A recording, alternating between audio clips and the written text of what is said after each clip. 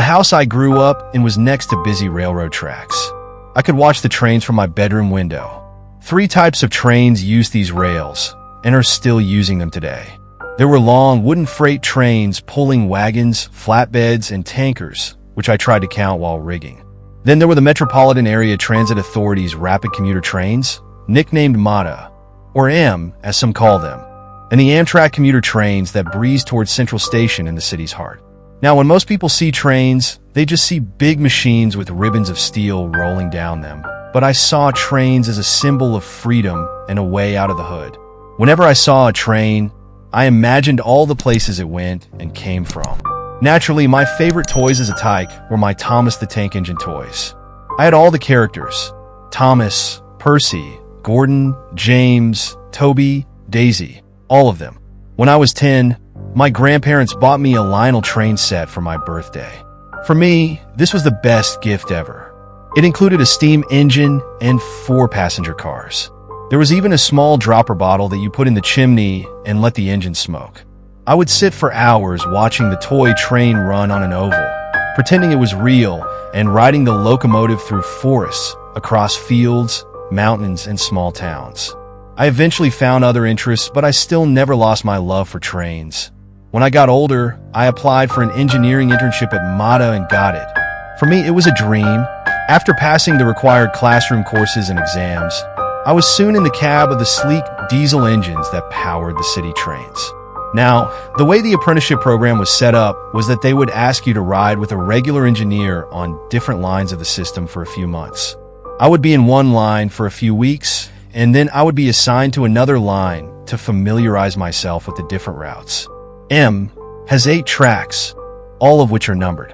The main line is Line 1, and all sublines are Line 2, Line 3, and so on. I started on Line 7 for the first few weeks before moving to Line 8. Now, Line 8, or the Cleverton Line as it is sometimes called, is one of the longest branch lines in the system, second only to Line 2, known as the Millersport Line. The first time I rode Line 8, I was with a veteran engineer named Hank. Hank has been with the company since the beginning when the legacy railroads decided they wanted to get rid of loss-making commuter service and gave all their locomotives and rolling stock to MATA. We had the Night Owl service, which started at 7 in the evening and ended at 5 in the morning. We picked up our first passengers at Central Station and were soon on our way to Cleveland. As we were walking down the track, Hank turned to me and said, "If you want to work for this railroad, there's something you need to know, especially if they decide to put you on the 8 line." I looked at him and said, "Oh, and what is this?" Hank paused to beep, then said, "This line is haunted." "How is the line uninhabited?" I replied. Hank looked at me and said, "Apparently it started with a curse.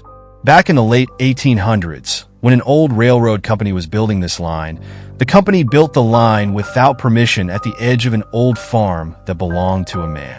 It was named Ezra Gray. Ezra asked the railroad to remove the rails from his property and move them elsewhere, but the railroad refused because it took too much time and money to do so, and Mr. Gray tried to sue the railroad slow but was unsuccessful. You see, the railroads were very powerful in those days, and the railroads had many politicians and judges in their pockets. To add insult to injury, Ezra had to pay the court fees as well to pay for all the money he had spent on legal proceedings. Ezra went bankrupt and had to sell the farm, minus the small plot of land on which the tracks were built, and Ezra vowed to get even one way or another. When the line opened up later, Ezra stood on the tracks in front of the first train, but Ezra was hit anyway, and he cursed the line before dying. Since then, many incidents and accidents have occurred on these tracks, and many people have lost their lives. Some of those who lost their lives are believed to live in different places, and several trains that have crashed over the years return as ghost trains, still running along the same tracks we're on now. As Hank honked for another pass, I looked at Hank and asked, "Have you seen a soul in this lane?" "A lot," he said. "I've seen everything from headless trains to phantom lights and ghost trains."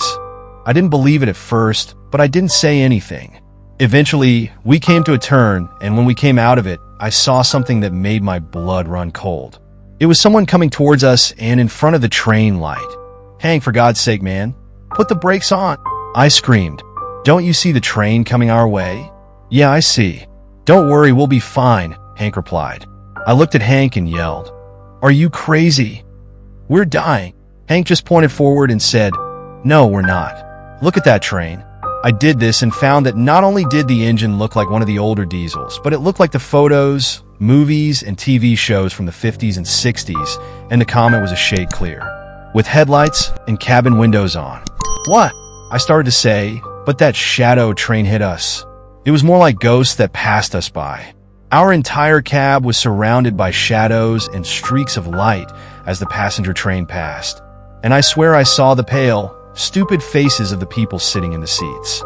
It went away very soon, and our engine cabin returned to normal. I shouted, "What the hell was that?" Hank turned to me and said, "That was one of the ghost trains I was talking about." "Well, what's the story of that ghost train?" I asked. Hank sighed. "Well, this all happened shortly after MATA was established and the commuter rail lines were dominated. An evening inbound train had reached our long grade when it lost control, and we were all downhill. All on board were killed before the crash and pile up on the curve below, and the cause was the old equipment MATA was using at the time, with only a few exceptions being that most of the MATA engines were from 25 to 30-year-old railways. They were old, and about 30% of the cars used were even older. Sometime later, the ghost of that train appeared along the route, becoming one of several ghost trains. I looked at him, then stepped out of the windshield. "What about the people in the back of the car? Do you think they just saw what we saw?" I asked. Hank just shrugged. "Probably, but I'm sure most of them are used to it, so I wouldn't worry too much. Our conductor is probably handling things right now." We continued towards Cloverton and arrived on time.